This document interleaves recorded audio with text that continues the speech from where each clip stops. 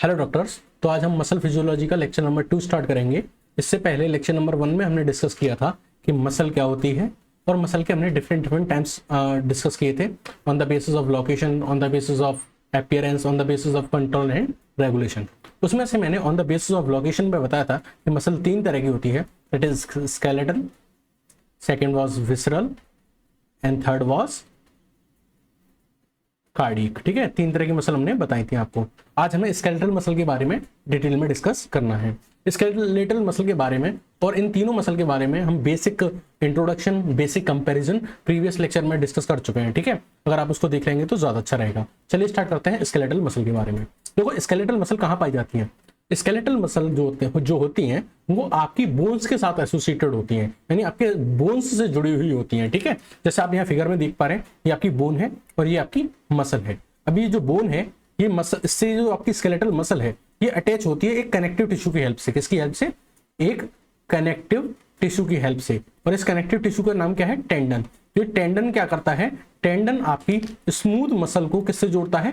Bones से जोड़ता है। ठीक है, बोन्स से जोड़ता है। तो आपकी जो स्केलेटल मसल्स होती हैं वो बोन्स के साथ एसोसिएटेड रहती हैं। किसकी हेल्प से? एक कनेक्टिव टिश्यू है जिसका नाम है टेंडन, उसकी हेल्प से। अच्छा, अब ये जो आपकी स्केलेटल मसल है ये क्या बनाती हैं? स्केलेटल सिस्टम बनाती हैं। आपको पता है कि सेल मिलके टिश्यू बनाती हैं, टिश्यू मिलके ऑर्गन बनाते हैं, ऑर्गन मिलके ऑर्गन सिस्टम बनाते हैं, और ऑर्गन सिस्टम मिलके क्या बनाते हैं? ऑर्गेनिज्म बनाते हैं। क्या बनाते हैं? ऑर्गेनिज्म बनाते हैं। तो आप एक ऑर्गेनिज्म है तो आपके अंदर बहुत सारे ऑर्गन सिस्टम होंगे, जैसे रिप्रोडक्टिव सिस्टम, जैसे एंडोक्राइन सिस्टम, जैसे डाइजेस्टिव सिस्टम। तो वैसे ही एक होता है स्केलेटल सिस्टम। ठीक है, अब इस स्केलेटल सिस्टम का क्या काम होता है? तो स्केलेटल सिस्टम का काम होता है कि आपका पोस्चर मेंटेन करना, यानी आप बैठे हुए हैं तो आप कैसे बैठे हुए हैं, लेटे हुए हैं तो उसका पोस्चर मेंटेन करना, लोकोमोशन और मूवमेंट करना। ठीक है, आप एक जगह से दूसरी जगह जा रहे हैं या आप एक जगह अपने बैठे बैठे अपने हाथ पैर हिला रहे हैं, तो लोकोमोशन और मूवमेंट ये सब काम किसके हैं? स्केलेटल सिस्टम के हैं। तो ठीक है, मसल के हैं, मसल पार्ट है किसका? आपके स्केलेटल सिस्टम का। ठीक है, मसल किस में हेल्प करती हैं? पोस्चर मेंटेन में और लोकोमोशन एंड मूवमेंट में। तो स्केलेटल मसल क्या करेंगी? आपका स्केलेटल सिस्टम बनाएंगी। अगर इन मसल के नेचर के बारे में बात किया जाए, on the basis of nature, तो मसल कैसी होती है? स्केलेटल मसल कैसी होती है? वॉलंटरी इन नेचर होती है, यानी कि इनका जो फंक्शन होता है वो अंडर अवर विल पावर, यानी हमारी विल पावर के अंडर होता है, यानी हम अपनी विल के अकॉर्डिंग इनसे फंक्शन करा सकते हैं। जैसे मेरा हैंड है, मैं चाहता हूं उसको ऊपर उठाना तो मैं उठा सकता हूं। ठीक है, मैं नीचे इसको पुश डाउन करना चाहूं, नीचे भी कर सकता हूं। ठीक है, लेकिन कुछ ऐसी भी मसल्स होती हैं जिनका फंक्शन हमारे कंट्रोल में नहीं होता। जैसे आपका हार्ट का बीट करना, तो आप आप चाहें कि आपका हार्ट थोड़ी देर के रेस्ट कर ले, हार्ट बीट करना बंद कर दे, वो आप नहीं कर सकते, यानी उन मसल की फंक्शन आपके कंट्रोल में नहीं है, तो उनको कहेंगे इनवॉलंटरी। क्या कहेंगे? उनको इनवॉलंटरी कहेंगे। लेकिन जो आपकी स्केलेटल मसल हैं जिनके बारे में हम अभी पढ़ रहे हैं वो कैसी नेचर की होती है? वॉलंटरी नेचर की होती है। ठीक है, अच्छा, अब इन मसल के पास क्या होती है? स्ट्राइशन इन अपीयरेंस होती है। इसका क्या मतलब होता है? तो जब आप इन मसल को देखेंगे तो ये जो मसल होती है ये एक्चुअली मसल क्या है? मसल एक टिश्यू है। क्या है? मसल क्या है? एक टिश्यू है। अगर टिश्यू है तो किससे मिलकर बना होगा? सेल से मिलकर बना होगा। किससे मिलकर बना होगा? सेल से मिलकर बना होगा। और इन सेल्स को हम बोलेंगे मसल फाइबर, या फिर क्या बोलेंगे? मसल सेल बोलेंगे। मैंने आपको क्या बताया कि जो आपकी मसल है वो क्या है? एक टिश्यू है। और टिश्यू किससे मिलकर बना होता है? सेल से। तो मसल जिन सेल से मिलकर बना होता है उन्हें बोलते हैं मसल फाइबर। और जब आप किसी मसल फाइबर को देखेंगे तो आपको उसमें इस तरीके के स्ट्राइशन दिखेंगे। क्या दिखेंगे? स्ट्राइशंस। ठीक है, धारियां, स्ट्राइशंस, या फिर आपको ऐसी स्ट्रिप लाइक अपीयरेंस दिखेगी। क्या दिखेगी? स्ट्रिप लाइक अपीयरेंस दिखेगी। अब ये स्ट्रिप लाइक अपीयरेंस जहां आप डायग्राम में देख सकते हैं, दिख रही है कि नहीं आपको ये? अब ये क्यों है? एक्चुअली ये जो स्ट्रिप लाइक अपीयरेंस है ये है, इसका जो रीजन है वो ये है कि आपकी जो मसल सेल होती है या मसल फाइबर होते हैं इसमें कॉन्ट्रैक्टाइल प्रोटीन पाई जाती है। क्या पाई जाती है? कॉन्ट्रैक्टाइल प्रोटीन पाई जाती है। कौन सी? एक्टिन और मायोसिन। Actin and myosin. ठीक है, इनके फिलामेंट पाए जाते हैं, इन कॉन्ट्रैक्टाइल प्रोटीन के फिलामेंट पाए जाते हैं। और ये कैसे होते हैं? रॉड शेप्ड होते हैं। कैसे होते हैं? रॉड शेप्ड होते हैं और पैरेलली अरेंज होते हैं। कैसे होते हैं? पैरेलली अरेंज होते हैं। अब इनके पैरेलल अरेंजमेंट से क्या आती है? ऐसी स्ट्रिप लाइक अपीयरेंस आती है। क्या आती है? स्ट्रिप लाइक अपीयरेंस आती है। स्ट्रिप लाइक अपीयरेंस आती है। तो समझ में आ गया स्ट्राइशन समझ में आ गया कि क्यों उन पे स्ट्रिप लाइक अपीयरेंस आती है मसल सेल के ऊपर, स्केलेटल मसल की सेल के ऊपर। ठीक है, उसके बाद हम बात कर रहे थे जिसके बारे में कि मसल फाइबर के बारे में बात कर रहे थे हम, कि जो मसल फाइबर या मसल सेल, तो ये क्या होती हैं, जो आपकी मसल जो होती है वो टिश्यू होती है, और वो जिन सेल से मिलकर बनी होती है उनको क्या बोलते हैं, मसल फाइबर या मसल सेल। इनका शेप कैसी होती है, सिलेंड्रिकल बता चुके हैं। कैसी होती है, अनब्रांच्ड होती है, और कैसी होती है, मल्टी न्यूक्लिएटेड, यानी एक से ज्यादा न्यूक्लियस इनके अंदर पाए जाते हैं। ठीक है, इनका अगर मैं बताऊं इनका कंट्रोल, तो मैंने आपको बताया था कि ये वो मसल होती हैं जिनका फंक्शन हमारे विल पावर में होता है, यानी हमारे कंट्रोल में होता है, और जो चीज हमारी कॉन्शियसनेस में की जाती है, किसमें, हमारी कॉन्शियसनेस, हमारी जागरूकता में की जाती है, उसका जो कंट्रोल सिस्टम होता है वो बेसिकली सेंट्रल नर्वस सिस्टम होता है। क्या होता है, सेंट्रल नर्वस सिस्टम होता है, जिसमें कौन कौन आते हैं, आपके ब्रेन और स्पाइनल कॉर्ड। तो एक बात बताइए, जैसे कि मान लीजिए ये मेरा ब्रेन है, ये क्या है, मेरा ब्रेन है, ठीक है, और मेरे ब्रेन ने मैसेज दिया कि हैंड को कि आप अपना हाथ ऊपर उठाओ, तो हाथ ऊपर उठाने का काम किसके द्वारा किया जाएगा, मसल के द्वारा, मसल के द्वारा और बोन के द्वारा। तो ये जो मैसेज ब्रेन से, जो मैसेज ब्रेन से मसल के पास पहुंचा, ये किसकी हेल्प से पहुंचा, ठीक है, कुछ तो सिस्टम होगा बीच में, तो ये बीच में होती है नर्व्स। क्या होती है, नर्व्स। तो सेंट्रल नर्वस सिस्टम से जो आपकी स्केलेटल मसल है वहां तक जो मैसेज पहुंचता है, किसकी हेल्प से पहुंचता है, सोमेटिक नर्व की हेल्प से पहुंचता है। कौन सी नर्व की हेल्प से पहुंचता है, सोमेटिक नर्व की हेल्प से। ठीक है, अगर अब देखो बात करें तो ये जो सोमेटिक मसल्स होती हैं, स्केलेटल मसल होती हैं, ये आपकी बॉडी का 40% वेट को कंट्रीब्यूट करती हैं। ठीक है, अगर मैं बात करूं आपकी जो मसल्स होती हैं वो आपकी बॉडी का 50%, मसल बोल रहा हूं, स्केलेटल मसल नहीं बोल रहा हूं, मसल क्या करती है, 50% आपकी बॉडी वेट को कंट्रीब्यूट करती है, जिसमें 40% तो करती है स्केलेटल मसल। कौन सी, स्केलेटल मसल, और 10% करती हैं विसरल मसल और कार्डिक मसल। विसरल मसल को आप स्मूथ मसल भी कहते हो। ठीक है, तो 10% कौन कंट्रीब्यूट करेगा, विसरल मसल और smooth muscle and cardiac muscle, और 40% कौन करेगा कंट्रीब्यूट, ओनली स्केलेटल मसल। ठीक है, इनको हम फैटिंग मसल भी बोलते हैं, क्योंकि ये थक जाती हैं, और थक क्यों जाती हैं, जब आप इनसे ज्यादा वर्कलोड लेते हैं तो इनके अंदर एनारोबिक रेस्पिरेशन स्टार्ट हो जाता है। कौन सा, एनारोबिक रेस्पिरेशन स्टार्ट हो जाता है, और लैक्टिक एसिड का फॉर्मेशन होने स्टार्ट हो जाता है, उसकी वजह से थकान आती है। ठीक है, एक्शन इनका फास्ट होता है, ब्लड सप्लाई रिच होती है। अगर फंक्शन की बात करें तो वो जो वही जो स्केलेटल सिस्टम के फंक्शन है, क्या करेंगी, मूवमेंट प्रोवाइड करेंगी, लोकोमोशन प्रोवाइड करेंगी, और पोस्चर मेंटेन करने में हेल्प करेंगी। एक और इंपॉर्टेंट है, वो है जनरेशन ऑफ फोर्स। ये फोर्स जनरेट करने में हेल्प करती हैं, और फोर्स में भी ये सिर्फ पुल फोर्स जनरेट करती हैं, पुश फोर्स जनरेट नहीं करती हैं। लेकिन आपने देखा होगा कि हम किसी चीज को पुल भी कर पाते हैं और पुश भी कर पाते हैं। तो देखो होता क्या है, मसल के पास जो प्रॉपर्टी होती है वो सिर्फ पुल करने की होती है, तो फिर कोई चीज पुश कैसे होती है। बिल्कुल इसको एक एग्जांपल से समझो कि ये कोई बॉक्स था, इसको आप यहां खींच रहे थे, तो आप पुल कर रहे थे, तो सही है, पुल करने की प्रॉपर्टी तो आपके पास आपकी मसल के पास है। और जब आपने ऐसे करके किया तो आपकी मसल कॉन्ट्रैक्ट हुई होंगी, तो क्या हुआ होगा, मसल आपकी इस साइड कॉन्ट्रैक्ट हुई होंगी, मसल आपकी इस साइड क्या होंगी, कॉन्ट्रैक्ट हुई होंगी। मान लीजिए अब मुझे इस चीज को पुश करना है, क्या करना है, पुश करना है। तो पुश करने के लिए होता क्या है, यहां जो मसल थी वो इसको इस साइड खींच रही थी। अब इस मसल के क्या होता है, एंटागोनिस्टिक मसल भी कुछ होंगी, इस मसल के अपोजिट में कुछ एंटागोनिस्टिक मसल्स होती हैं। वो एंटागोनिस्टिक मसल जब अपोजिट साइड में कॉन्ट्रैक्ट करती हैं, क्या करती हैं, अपोजिट साइड में कॉन्ट्रैक्ट करती हैं, अपोजिट साइड में कॉन्ट्रैक्ट करती हैं, तब कोई चीज पुश होती है। वरना मसल के पास तो सिर्फ पुल करने की प्रॉपर्टी होती है, कॉन्ट्रैक्ट करने की प्रॉपर्टी होती है, खींचने की प्रॉपर्टी होती है। तो फिर पुश कैसे होती है कोई चीज, तो पुश होने के लिए क्या होता है कि अपोजिट साइड में अपोजिट मसल्स काम करती हैं। ठीक है, वो अपोजिट साइड में कॉन्ट्रैक्शन करती हैं। ठीक है, मान लो कोई इंसान इसको इधर खींच रहा है, इसकी एंटागोनिस्टिक मसल इसको इधर खींच रही है, तो ये तो हो गया पुल, ये हो गया पुल, ये इंसान इसको खींच रहा है। ठीक है, और ये अपनी तरफ पुल कर रहे हैं, ये अपनी तरफ पुल कर रहे हैं इस साइड। तो इस वाले इंसान के लिए अगर कोई चीज इधर जा रही है तो पुश ही है, समझ लो। ये कोशिश कर रहा था इधर खींचने की, लेकिन यहां पे 3 लोग लग गए इसको इधर खींचने के लिए, तो जब ये इधर जाएगा तो ये इंसान के लिए पुश ही हो गया, ये उधर साइड जा रहा है, क्योंकि यहाँ पे एंटागोनिस्टिक अपोजिट मसल काम कर रही है, वो भी कॉन्ट्रैक्ट ही कर रही है, ये भी कॉन्ट्रैक्ट कर रहे थे, ये भी कॉन्ट्रैक्ट कर रहे थे। ओके, चलिए देखो ये तो हाँ बेसिक बात है जो हमने फर्स्ट लेक्चर में भी डिस्कस की थी। अब हम बात करते हैं अपने मोस्ट इंपोर्टेंट टॉपिक के बारे में, that is structure of skeletal muscle. बहुत इंपॉर्टेंट है, थोड़ा सा विजुअलाइज करना पड़ेगा आपको, प्रॉपर पूरा ध्यान दीजिएगा। ठीक है, और जैसे मैं इसको ऑब्जर्व कर रहा हूं उसको वैसे ऑब्जर्व करना। सपोज करिए कि आपकी कोई मसल है, ये क्या है, आपकी कोई मसल है, ये आपकी क्या है, कोई मसल है, ये मसल है। ठीक है, अब ये मसल जो होती है ये मिलके बनी होती है बहुत सारे मसल फेसिकुलस से। तो यहां आपको ये जो दिख रहे हैं ये क्या है, मसल फेसिकुलस है। क्या है, मसल फेसिकुलस है। अब ये जो मसल फेसिकुलस होते हैं जब ये कवर कर दिए जाते हैं एक मेम्ब्रेन के द्वारा, जिसको बोलते हैं एपिमाइसियम। क्या बोलते हैं, एपीमाइसियम। तो जब ये इस एपीमाइसियम मेम्ब्रेन के द्वारा जब ये मसल फेसिकुलस कवर्ड कर दिए जाते हैं इस एपीमाइसियम के द्वारा, तब हम क्या कहते हैं कि ये क्या है, एक मसल है। क्या है, एक मसल है। इसको साथ के साथ देखते जाते हैं। ये आपकी एक मसल है, ये आपकी एक मसल है, ठीक है। और इसमें ये क्या है, मसल फेसिकुलस है।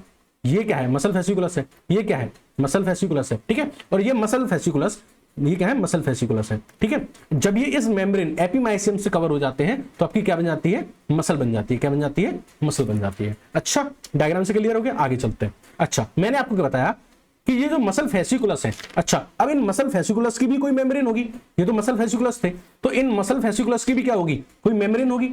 ये जो मसल फेसिकुलस है इनकी भी तो ये मेम्ब्रेन है, आपको दिख रही है मसल फेसिकुलस की मेम्ब्रेन। ये तो ये मसल फेसिकुलस की जो मेम्ब्रेन होती है इसको हम बोलते हैं पेरीमाइसियम। क्या बोलते हैं, पेरीमाइसियम। अच्छा, आपको यहाँ पेरीमाइसियम दिख गई, ये देखो ये मसल फेसिकुलस था और ये मसल फेसिकुलस की जो लेयर थी, जो आउटर कवरिंग थी, इसको हमने क्या बोल दिया, पेरीमाइसियम बोल दिया। तो ये क्या है, पेरीमाइसियम। क्या है, पेरीमाइसियम। अब जो ये मसल फेसिकुलस है ये भी मिलकर बना होता है बहुत सारे मसल फाइबर या मसल सेल से। तो इस मसल फेसिकुलस के अंदर ये क्या है, मसल फाइबर या फिर मसल सेल, मसल फाइबर या मसल सेल, ठीक है। अच्छा, ऑब्जर्व करते हैं। तो ये थी हमारी मसल, ये थी हमारी मसल। मसल के अंदर ये क्या था, मसल फेसिकुलस, मसल फेसिकुलस। इसी को हमने बाहर निकाल के यहां देखा, ये क्या था, मसल फेसिकुलस, ठीक है। अब मसल फेसिकुलस के अंदर भी क्या है, ये मसल फाइबर, ये क्या है, मसल फाइबर या फिर मसल सेल। तो आपको ये मसल फाइबर या मसल सेल दिख रहा है, ये बाहर निकाल के हमने देख लिया, मसल फाइबर या मसल सेल। तो मसल फाइबर या मसल सेल्स होती हैं। अब ये जो मसल फाइबर या मसल सेल्स होती हैं इनकी भी एक लेयर होती है। क्या होती है, लेयर होती है। मसल फाइबर या मसल सेल होते हैं, इनकी भी एक लेयर होती है। ये जो लेयर आपको दिख रही है इसको बोलते हैं एंडोमाइसियम। क्या बोलते हैं, एंडोमाइसियम। ये वाली जो लेयर होगी, ये वाली, this one, this is endomysium, endomysium, ठीक है। इसको यहां पे दिखाया गया है इसके ऊपर। तो ये वाली जो एक बिंदी है, ये वाली, ये जो बिंदी है ये क्या है, एक मसल फाइबर या मसल सेल है और इसके ऊपर जो लेयर है उसको क्या बोल रहे हैं, एंडोमाइसियम। बेसिकली ये एंडोमाइसियम ये है, ठीक है। तो आपको विजुअलाइज हो गया होगा। एक बार प्यार से बिल्कुल रिकॉल करते हैं, ठीक है, ध्यान से सुनना। ये पूरी मसल थी, ये पूरी मसल थी, दिस वन। इसके अंदर क्या थे, बहुत सारे मसल फेसिकुलस थे, ये बड़े बड़े गोले मसल फेसिकुलस। और मसल फेसिकुलस को जब एपीमाइसियम ने कवर किया तो क्या बन गई, मसल, ठीक है। ये आप देख रहे हैं मसल फेसिकुलस, इसको एपीमाइसियम ने कवर किया तो क्या बन गई, मसल बन गई। अब मसल फेसिकुलस जो थे इनकी भी एक मेम्ब्रेन है, ये भी इस मसल फेसिकुलस भी इस मेम्ब्रेन से ढके हुए हैं।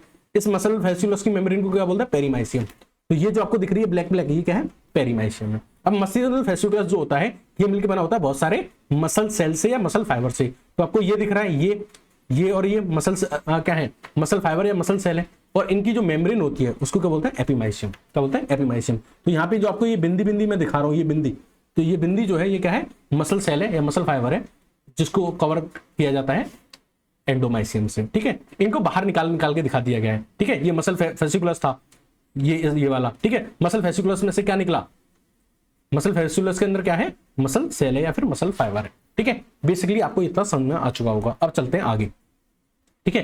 तो एक के बाद एक के अंदर एक चीज निकलती है, ठीक है। तो आपको कंफ्यूज नहीं होना है, ऑब्जर्व करना है, ठीक है। चलिए, तो हमने अब तक डिस्कस किया कि मसल के अंदर क्या था, ये थी मसल के अंदर था मसल फेसिकुलस ये रहा हमारा।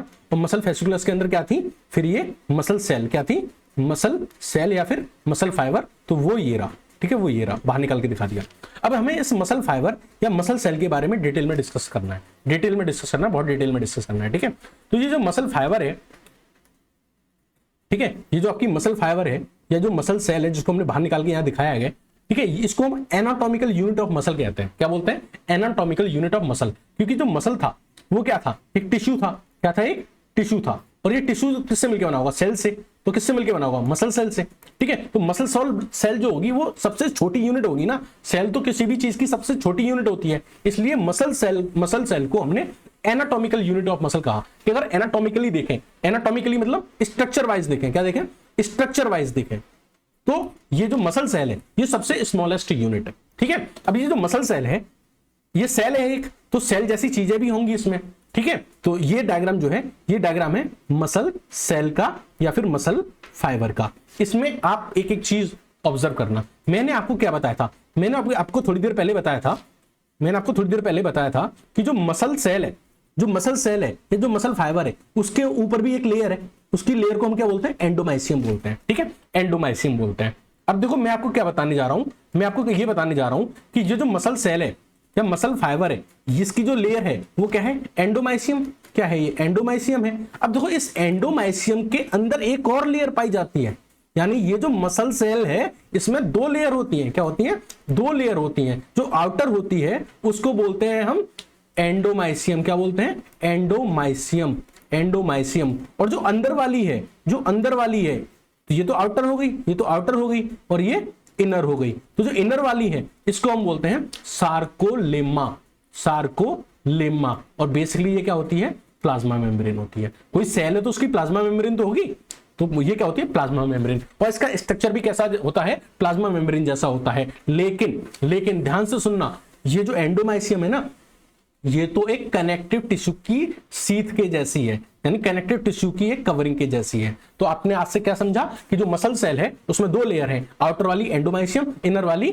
सार्कोलेमा और प्लाज्मा मेम्ब्रेन। तो सेल है तो प्लाज्मा मेम्ब्रेन तो होगी, बट एक एक्स्ट्रा कनेक्टिव टिश्यू की शीट है जिसको बोल रहे हैं एंडोमाइसियम। ठीक है, चलो तो अब मसल सेल के बारे में और डिस्कस करते हैं। तो हमने क्या देखा कि इसके पास प्लाज्मा मेम्ब्रेन है, यानी सेल मेम्ब्रेन है, वो उसको सार्कोलेमा बोलेंगे। ठीक है, और इसके अंदर क्या पाया जाता है, देखो साइटोप्लाज्म पाया जाएगा, और इसके साइटोप्लाज्म को हम क्या बोलेंगे, सार्कोप्लाज्म बोलेंगे। ठीक है, इसके अंदर माइटोकॉन्ड्रिया पाए जाएंगे, ये माइटोकॉन्ड्रिया आपको दिख रहे हैं, माइटोकॉन्ड्रिया पाए जाएंगे।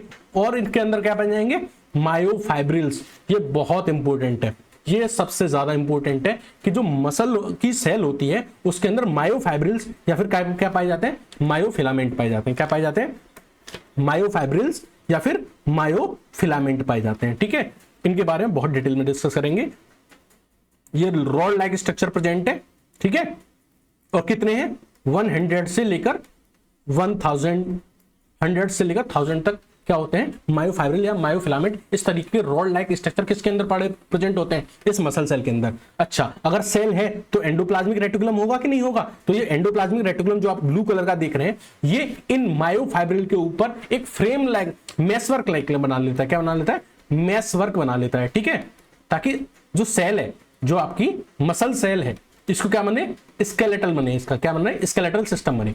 मसल का भी जो एक सेल होती है उसका भी तो एक स्केलेटन होता है, तो उस सेल का स्केलेटन कौन बनाता है, सार्कोप्लाज्मिक रेटिकुलम या फिर एंडोप्लाज्मिक रेटिकुलम। ठीक है, तो ये जो एंडोप्लाज्मिक रेटिकुलम है ये इन मायोफाइब्रिल्स के ऊपर, इन मायोफाइब्रिल्स के ऊपर यानी इन रॉड लाइक स्ट्रक्चर के ऊपर एक नेटवर्क की तरह बिछ जाता है। ठीक है, नेटवर्क की तरह बिछ जाता है, यहां आपको दिख रहा होगा। ठीक है, और इसमें क्या पाई जाती है, कुछ ट्रांसवर्स ट्यूब्यूल पाई जाती हैं। ठीक है, इनके पास न्यूक्लियस होते हैं जो एक से ज्यादा हो सकते हैं। तो ये था basic structure of muscle cell और मसल फाइबर। बात समझ में आई, बात समझ में आई। अच्छा, मैं आपको एक इंपॉर्टेंट बात बताना चाहता हूं, ध्यान से सुनिएगा। ठीक है, इस मसल की सेल में सारी चीजें वैसी होती हैं जैसी अदर सेल की तरह होती हैं। इनमें 2 चीजें बहुत ज्यादा यूनिक है और बहुत ज्यादा इंपॉर्टेंट है। उसमें से एक तो चीज है ये आपका मायोफिलामेंट, या जिसको मायोफाइब्रिल बोलूंगा मैं, क्या बोलूंगा, मायोफाइब्रिल। एक तो ये मायोफाइब्रिल इसमें बहुत इंपॉर्टेंट है, और एक इसमें ये सार्कोप्लाज्मिक रेटिकुलम है, ये बहुत इंपॉर्टेंट है।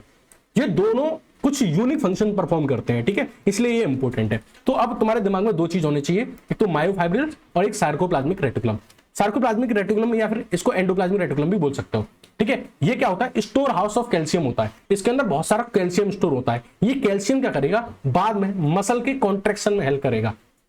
किसमें हेल्प करेगा, मसल के कॉन्ट्रैक्शन में हेल्प करेगा। ठीक है, अब हम बात करें ये मायोफाइब्रिल की, तो ये मायोफाइब्रिल क्या होती हैं, रॉड लाइक स्ट्रक्चर होते हैं। ये क्या होते हैं, सॉरी ऊपर बना देते हैं, ये क्या होते हैं, रॉड लाइक स्ट्रक्चर होते हैं। तो इस तरीके के रॉड लाइक स्ट्रक्चर होते हैं। ठीक है, रॉड लाइक स्ट्रक्चर होते हैं, और इसमें बीच में एक मान लीजिए कि ऐसे कंपार्टमेंट है। सपोज कर लीजिए, इमेजिन कर लीजिए कि इसमें ऐसे कंपार्टमेंट है, किसमें, इस मायोफाइब्रिल में, किसमें, इस मायोफाइब्रिल या मायोफिलामेंट में। और जो कंपार्टमेंट है इनको हम बोलते हैं सार्कोमियर। क्या बोलते हैं, सार्कोमियर बोलते हैं। ठीक है, सार्कोमियर बोलते हैं। अब आप कंफ्यूज हो गए होंगे, तो आपको एक बार रिकॉल कर लेते हैं। ठीक है, एक बार सारी चीजें रिकॉल कर लेते हैं, और ध्यान से देखिएगा, बहुत ध्यान से देखिएगा। हमने अब तक क्या पढ़ा कि एक मसल थी। ठीक है, ये मसल थी, इस मसल के अंदर क्या थे, मसल फेसिकुलस थे। ये आपको मसल फेसिकुलस दिख गए, ये मसल फेसिकुलस। अच्छा, और इस मसल फेसिकुलस को मैंने बाहर निकाल लिया तो ये ऐसा दिखने लग गया। अच्छा, मसल फेसिकुलस के अंदर क्या था, मसल फाइबर या मसल सेल थी, मसल फाइबर या फिर मसल सेल थी। चलो, ये मसल फेसिकुलस है, देखो इसके अंदर ये क्या है, ये क्या है, मसल फाइबर या मसल सेल। चलो, एक को बाहर निकाल लो, तो हमने ये बाहर निकाल लिया, ये वाला बाहर निकाल लिया, ये मसल फाइबर या मसल सेल, इसको हमने क्या कर लिया, बाहर निकाल लिया। अच्छा, मसल फाइबर या मसल सेल है। अब मसल फाइबर या मसल सेल को मैंने अभी पढ़ाया आपको, मसल फाइबर या मसल सेल के अंदर क्या होता है, मसल फाइबर या मसल सेल के अंदर मैंने आपको क्या दिखाया अभी, इस तरीके के मायोफाइब्रिल्स क्या होते हैं, मायोफाइब्रिल्स होते हैं। ठीक है, चलो वापस आ जाओ और डीप करके देखते हैं। तो मैंने आपको बताया कि जो मसल सेल है, ये जो मसल सेल है इसके अंदर क्या प्रेजेंट है, ये मायोफाइब्रिल्स प्रेजेंट है। क्या प्रेजेंट है, मायोफाइब्रिल्स प्रेजेंट है। ठीक है, मायोफाइब्रिल्स प्रेजेंट है। अच्छा, ये मायोफाइब्रिल्स क्या है, एक रॉड की तरह है।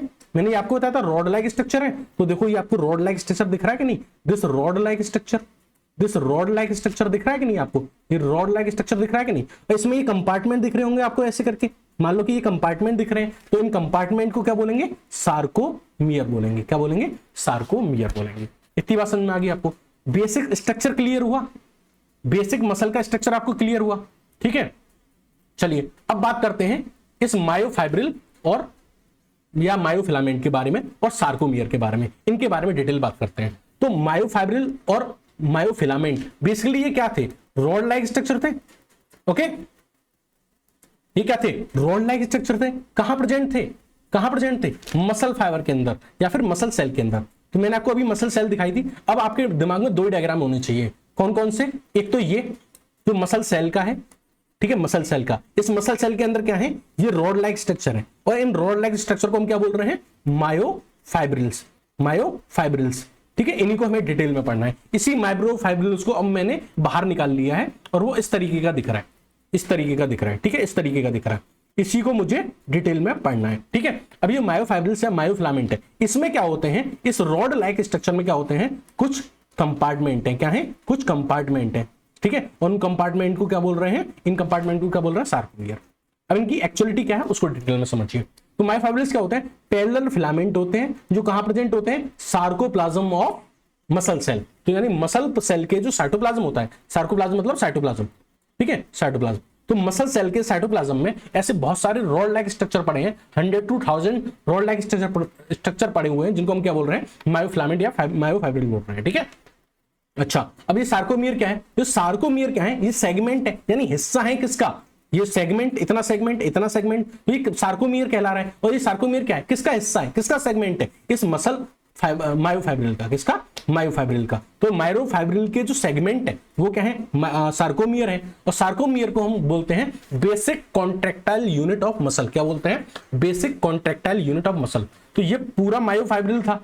ठीक है, इसमें क्या थी, कंपार्टमेंट, इस कंपार्टमेंट को क्या बोला, सार्कोमियर। और इस सार्कोमियर क्या कहलाता है, basic contractile unit of muscle. यानी अगर मसल कॉन्ट्रैक्ट करेगी तो मसल को कॉन्ट्रैक्ट कराने वाली जो बेसिक यूनिट है, यानी मसल को कॉन्ट्रैक्ट कराने में जिसका सबसे मेन रोल है, जो स्मॉलेस्ट यूनिट है जो मसल को कॉन्ट्रैक्ट कराती है, वो कौन सी है, सार्कोमियर है।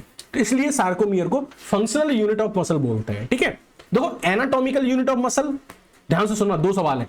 एनाटॉमिकल यूनिट ऑफ मसल वो कहलाएगी मसल सेल, लेकिन कोई पूछा functional unit of muscle, that will be called as sarcomere.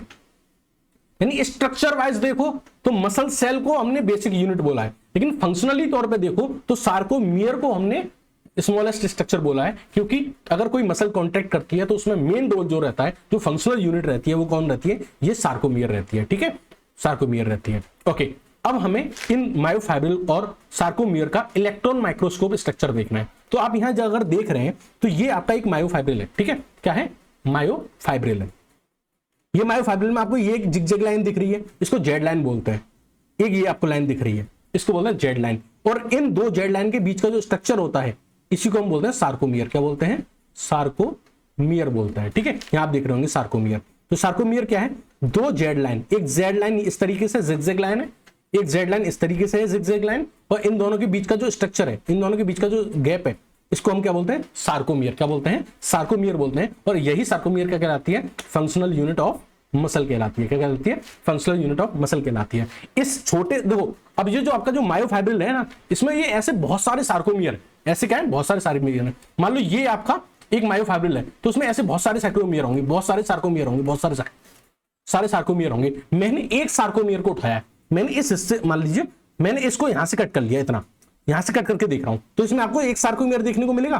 तो वही एक सार्कोमियर ये आ गया नीचे वाले डायग्राम में, नीचे वाले डायग्राम में मैंने इसको यहां से कट कर लिया है। ऐसे समझो, मैंने इसको कहां से कट किया, यहां से कट कर लिया है। जब मैं इसे यहां से कट कर लूंगा तो मुझे ये एक सार्कोमियर मिल जाएगी, एक सार्कोमियर। अब इस एक सार्कोमियर को मैं डिटेल में पढ़ता हूं। चलो ठीक है, चलो अब इस एक सार्कोमियर को क्या करते हैं हम डिटेल में डिस्कस करते हैं। तो यहां अगर आप देख रहे होंगे ये एक सार्कोमियर हमने उठा ली, ये एक सार्कोमियर यहां से उठा ली। तो देखो ये क्या थी, जेड लाइन थी, ये जेड लाइन थी, ये जेड लाइन थी। तो देखो यहां आपको जेड लाइन ये दिख गई, जेड लाइन बोल दीजिए या फिर जेड डिस्क बोल दीजिए, एक ही बात है। तो ये आपकी जेड लाइन, ये आपकी जेड लाइन और दो जेड लाइन के बीच का स्पेस सार्कोमियर। अब देखो ये जो आपका सार्कोमियर है, ध्यान से सुनना बहुत इंपॉर्टेंट है, ये मिलके बना होता है फिलामेंट से। किससे? फिलामेंट से। फिलामेंट मतलब ऐसे समझिए rod like structure, rod like structure. तो इसमें दो फिलामेंट होते हैं, एक होता है थिन फिलामेंट, थिन फिलामेंट, और एक होता है थिक फिलामेंट। ठीक है, तो आपका जो सार्कोमियर है, अब हमें सार्कोमियर का स्ट्रक्चर समझना है। सार्कोमियर में क्या दिख रहा है आपको? क्या आपको ये दिख रहा है? ये है थिन फिलामेंट, और क्या आपको ये दिख रहा है? ये है थिक फिलामेंट। बात समझ में आई? तो आपको दो ही इंपॉर्टेंट चीज आपको इसमें देखनी है, एक थिन फिलामेंट और एक थिक फिलामेंट, क्योंकि आपका सार्कोमियर जो होता है वो मेनली इन दोनों से ही मिलकर बना होता है, थिन फिलामेंट और थिक फिलामेंट। ठीक है, चलो इनके बारे में डिस्कस करते हैं कि थिन फिलामेंट और थिक फिलामेंट होते क्या हैं। ठीक है, चलिए तो हम एक एक करके इनके बारे में समझेंगे। तो देखो आपका जो सार्कोमियर है उसमें क्या होता है, थिन फिलामेंट और थिक फिलामेंट होते हैं। अब ये जो थिन फिलामेंट होते हैं ये बेसिकली मिलके बने होते हैं एक्टिन प्रोटीन से। किससे? एक्टिन प्रोटीन से, या फिर हम इनको एक्टिन फिलामेंट भी बोलते हैं। क्या बोलते हैं? एक्टिन फिलामेंट बोलते हैं, क्योंकि इसमें सबसे ज्यादा अमाउंट में क्या पाई जाती है? एक्टिन प्रोटीन पाई जाती है। तो जो आपका ये थिन फिलामेंट है इसको हम एक्टिन फिलामेंट भी बोल रहे हैं। क्यों बोल रहे हैं? क्योंकि इसमें क्या पाई जा रही है? एक्टिन प्रोटीन पाई जा रही है। ठीक है, और आपका जो थिक फिलामेंट है ये वाला, ठीक है, ये तो थिन था, ये वाला तो थिन था। सॉरी, कंफ्यूज तो नहीं हुए आप? एक बार मैं कंफ्यूजन दूर कर देता हूं।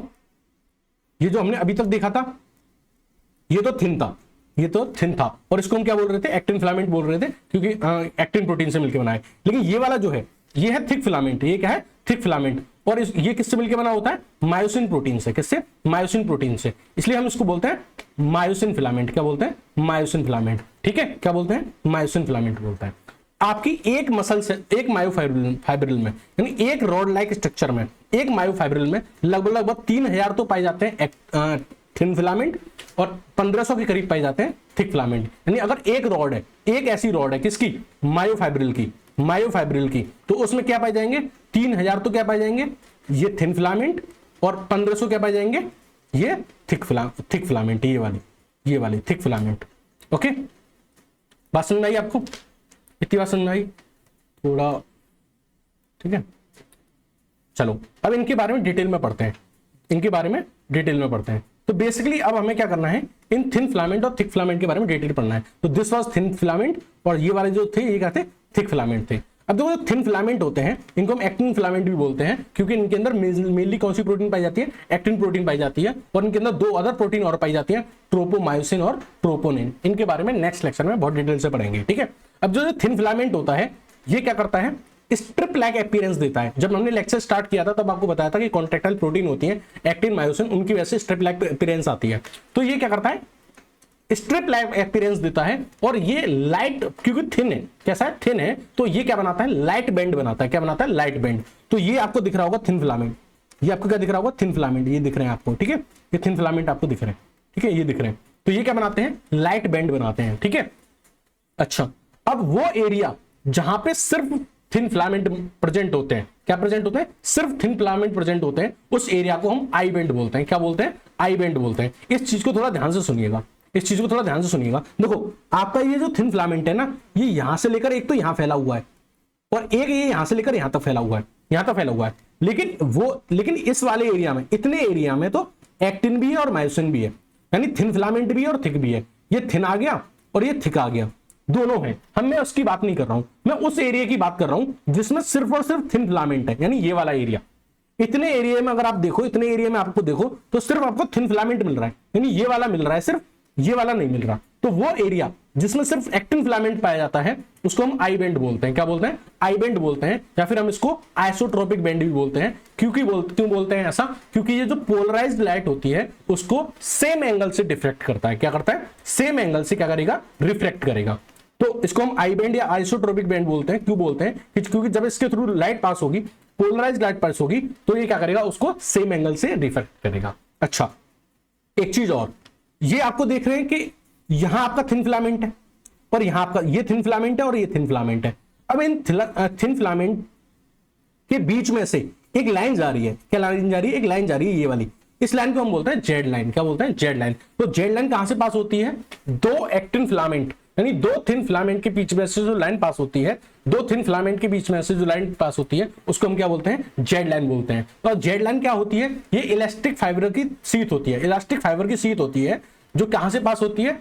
एक्टिन फिलामेंट के बीच में से पास होती है, या फिर आप ये कह दीजिए इस आई बैंड के बीच में से पास होती है, और इसको हम क्या बोलते हैं? जेड लाइन और जिगजैग लाइन। इसका काम क्या होता है? इसका काम ये होता है कि ये जो एक्टिन फिलामेंट है ये हवा में थोड़े ना लटके रहेंगे, इनको कोई होल्ड करके तो रखा होना चाहिए, कोई पकड़ के रखा होना चाहिए। तो ये जेड लाइन जो है, यहाँ पे आप इसको ये देख सकते हैं और यहाँ पे आप इसको ये देख सकते हैं, ये क्या करती है? इन एक्टिन फिलामेंट्स को अपने साथ कैरी करके रखती है, कैरी करके रखती है। तो दिस वाज जेड लाइन। और दो जेड लाइन की और क्या इंपॉर्टेंस है? जेड लाइन की और क्या इंपॉर्टेंस है कि दो जेड लाइन के बीच का जो स्पेस होता है वही क्या कहलाता है? सार्कोमियर कहलाता है। वही क्या कहलाता है? सार्कोमियर कहलाता है। थोड़ा डिफिकल्ट हो रहा होगा बट हिम्मत नहीं हारनी है, ठीक है? ध्यान से सुनना है। चलो, तो मैंने आपको बताया कि दो जेड लाइन का जो स्पेस के बीच का जो स्पेस होता है उसको हम क्या बोलते हैं? सार्कोमियर बोलते हैं, ठीक है? अब हम बात करते हैं दूसरे के बारे में, थिक फिलामेंट के बारे में। किसके बारे में? थिक फिलामेंट के बारे में। सॉरी, एक मिनट देख लेते हैं। अब हम बात करेंगे थिक फिलामेंट के बारे में। तो ये आपको जो दिख रहे हैं, ये जो आपको दिख रहे हैं, ये क्या है? थिक फिलामेंट है। ये क्या है? थिक फिलामेंट है। अब देखो थिक फिलामेंट आपकी कहां से कहां तक प्रेजेंट है? तो आपको आप देख पा रहे होंगे कि जो थिक फिलामेंट है आपका वो कहां से कहां तक प्रेजेंट है, वो आप देख रहे हैं। तो यहां से लेके प्रेजेंट है, यहां से लेकर और यहां तक प्रेजेंट है। तो थिक फिलामेंट जो होते हैं वो यहां से लेके यहां तक प्रेजेंट है, ठीक है? और इनको हम मायोसिन फिलामेंट भी बोलते हैं क्योंकि ये किस प्रोटीन से मिलकर बने हैं? मायोसिन प्रोटीन से मिलकर बने हुए हैं। और ये स्ट्रिप लाइक अपीयरेंस देते हैं। ये भी क्या देते हैं? स्ट्रिप लाइक अपीयरेंस देते हैं। लेकिन अगर ये मोटे हैं, ये कैसे हैं? मोटे हैं, तो ये कैसा देंगे? लाइट बैंड देंगे कि डार्क बैंड देंगे? ये देंगे डार्क बैंड, ठीक है? तो थिन फिलामेंट क्या दे रहे थे? Light band. और ये क्या देंगे? डार्क बैंड, क्योंकि ये थिक होते हैं नेचर में, ठीक है? अब देखो वो एरिया जहां आपका क्या पाया जाएगा? आपका थिक फिलामेंट पाए जाएंगे या मायोसिन फिलामेंट पाए जाएंगे, उस पूरे एरिया को यहां से लेकर यहां तक, इस पूरे एरिया को हम क्या बोलते हैं? ए बैंड बोलते हैं। क्या बोलते हैं? ए बैंड बोलते हैं, या फिर इसको हम एनाइसोट्रॉपिक बैंड बोलते हैं। क्या बोलते हैं?